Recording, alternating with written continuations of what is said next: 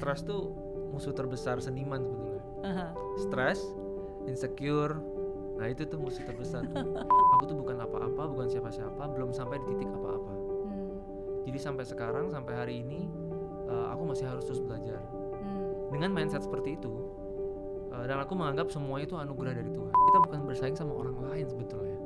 Kita bersaing sama diri kita sendiri, sama kemalasan kita, sama sejauh mana kita bisa belajar.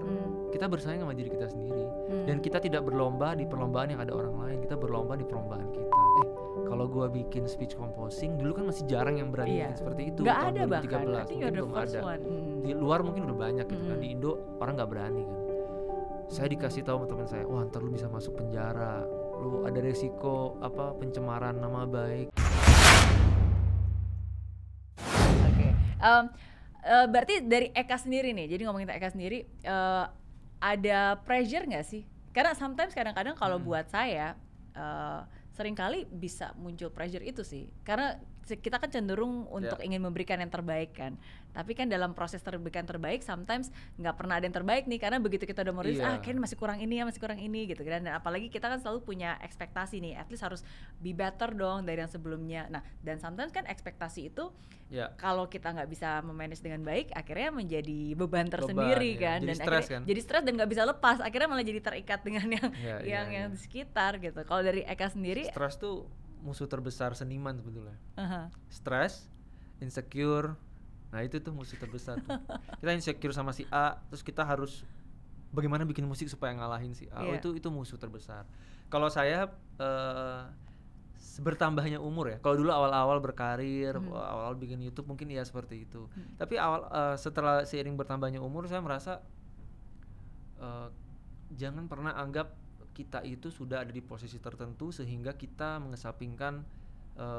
mengesampingkan ketika kita bikin musik dulu awal kita begini, tapi sekarang karena kita udah terkenal misalnya, kita bikin aja yang seadanya atau apa. Jadi aku tuh kita selalu ngobrol, saya kan sama istri, kita suka sharing, saya selalu bilang aku tuh bukan apa-apa, bukan siapa-siapa, belum sampai di titik apa-apa. Jadi sampai sekarang, sampai hari ini, aku masih harus terus belajar. Dengan mindset seperti itu, dan aku menganggap semuanya itu anugerah dari Tuhan. Nah, kalau dengan berpikiran seperti itu, kita nggak akan insecure, kita nggak akan merasa terobsesi dengan pencapaian yang kita sendiri bikin kita stres, karena setiap hari selalu berpikir ya kita masih belajar, kita masih baru. Saya masih belajar musik baru, belajar teknik baru. Bahkan tadi sebelum berangkat ke sini saya nonton tutorial produksi musik. Apa yang baru? Oh, ini ada teknik baru gitu, macam-macam. Jadi selalu merasa lo itu belum apa-apa. Itu yang bikin kita jadi ya udah mulai aja, nothing tulus. Gitu. Tapi kadang nih orang justru karena dia insecure, terus dia merasa saya memang bukan apa-apa, malah jadi insecure. Malah jadi makin parah ya? Iya, malah makin parah. Nah, itu gimana membalance-nya? Maksudnya kerasa bahwa ya dia rendah hati gitu kan, ya saya memang bukan siapa-siapa gitu, tapi kadang-kadang kelewatan jadi rendah diri, malah jadi lebih insecure lagi. Aduh, kalau gitu saya nggak layak, saya belum bisa gitu. Tapi saya ada di posisi itu sih. Masa? Iya, saya dulu sempat ada di posisi itu beberapa kali. Ya kan kalau teman-teman searching awal karir saya tuh, saya fighting bikin ikut lomba jingle, cari-cari klien, ada di titik terendah sampai saya mau banting setir, mau udahlah usaha ini aja, mau ninggalin musik kan.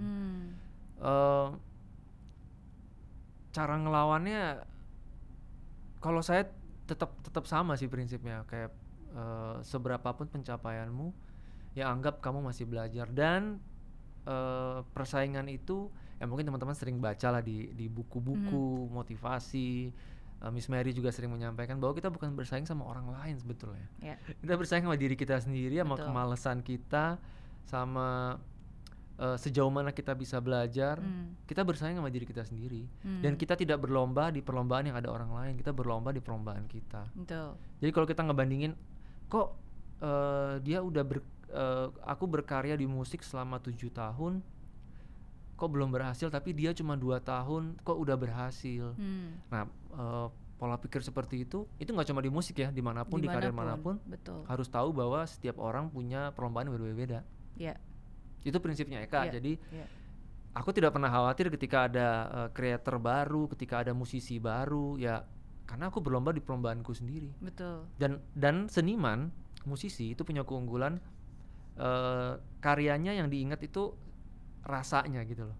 Jadi ketika kita bikin lagu dan si B bikin lagu, si Eka bikin lagu dan si A, B, C ini bikin lagu, bisa jadi tekniknya sama, alatnya sama, tapi pasti hasilnya berbeda, rasanya berbeda. Sama juga dengan chef ketika memasak, Iya, ya beda tangan beda rasa. betul. Jadi itu yang nggak perlu dikhawatirkan, setiap orang punya rasanya masing-masing. Jadi saya selalu optimis bahwa separah apapun musik saya lah, katakanlah seburuk apapun, pasti ada segmennya. Setuju. Dan kuncinya satu berarti harus terus berkarya.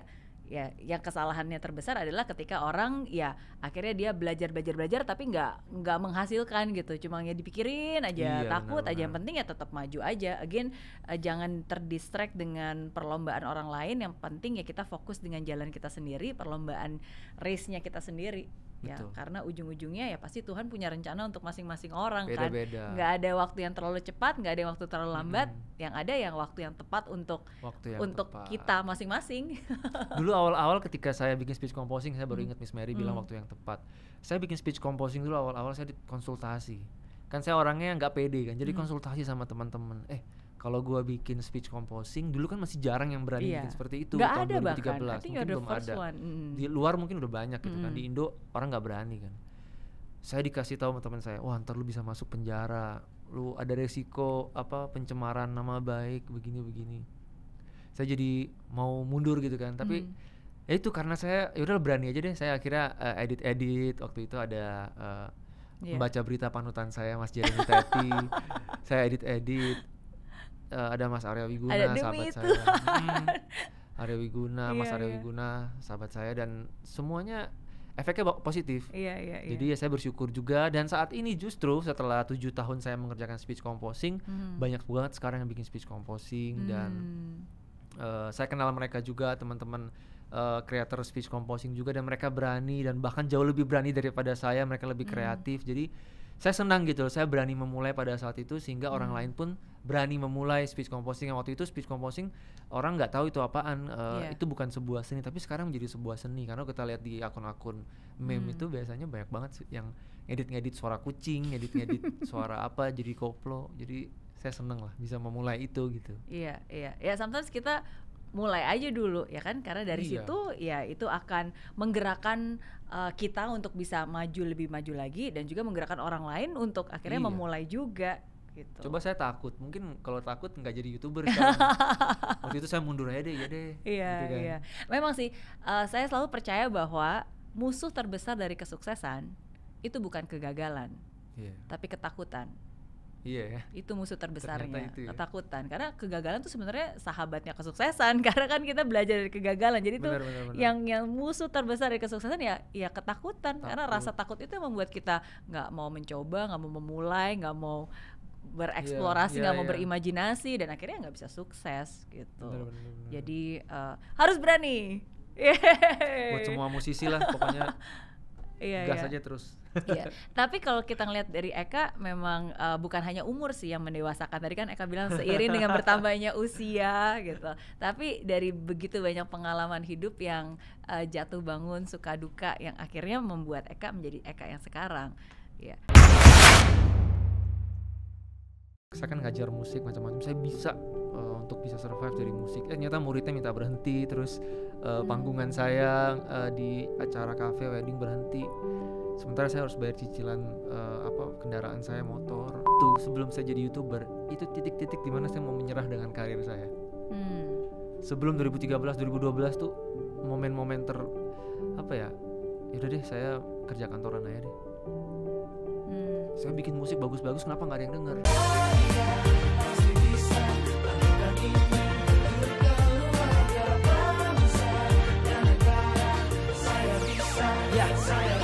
Laksana bumi tanpa hujan, hidup tanpa tujuan, kering dan mati tanpa hijaunya tumbuhan.